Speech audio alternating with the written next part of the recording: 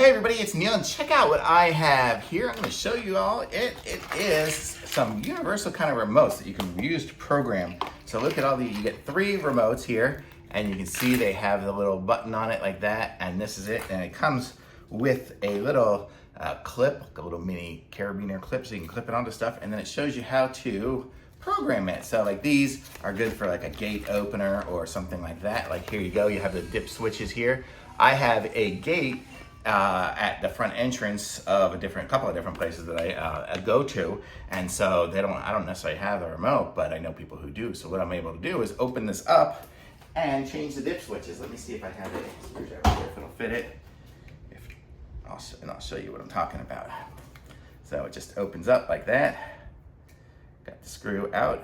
It's a little magnetic screwdriver, so it's holding it on. And then let's see. Okay, I don't have any fingernails left. So let's try to put this.